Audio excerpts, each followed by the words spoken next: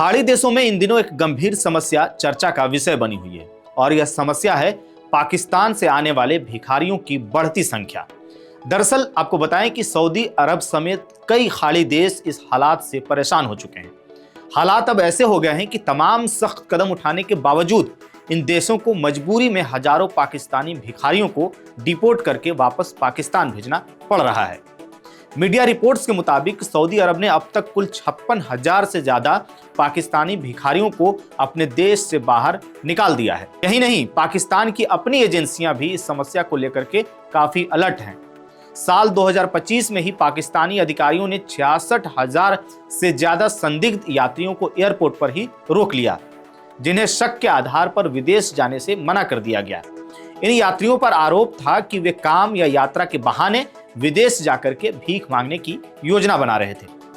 दरअसल पिछले कुछ वर्षों में यह सामने आया है कि हजारों पाकिस्तानी सिर्फ भीख मांगने के मकसद से विदेश यात्रा करते हैं या ऐसा करने की कोशिश करते हैं।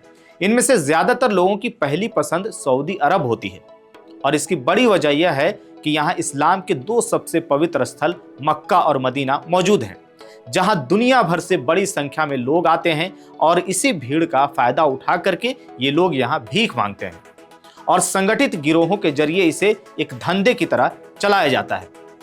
कराची से प्रकाशित द न्यूज इंटरनेशनल की एक रिपोर्ट में पाकिस्तान की सीमा नियंत्रण एजेंसी संघीय जांच एजेंसी यानी FIA के प्रमुख रिफत मुख्तार के हवाले से बताया गया है कि संगठित भीख मांगने में शामिल करीब 56,000 पाकिस्तानियों को हाल ही में सऊदी अरब से डिपोर्ट किया गया। मुख्तार ने साफ कहा है कि अवैध तरीके से विदेश जाकर के भीख मांगने वाले लोगों ने अंतर्राष्ट्रीय स्तर पर पाकिस्तान की छवि को गहरा नुकसान पहुंचाया है। वहीं हकीकत अब यह है कि ये भिखारी किसी भी चेतावनी को गंभीरता से नहीं ले रहे हैं।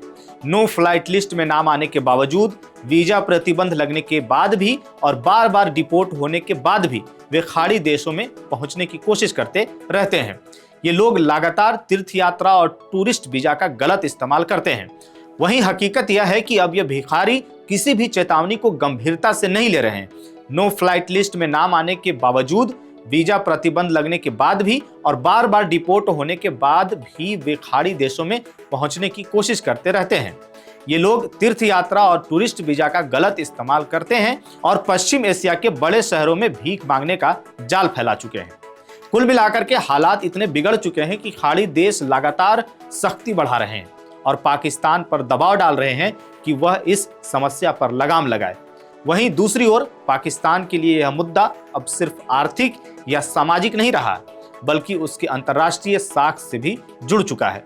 यही वजह है कि आने वाले समय में इस मामले पर और कड़े फैसले देखने को मिल सकते हैं।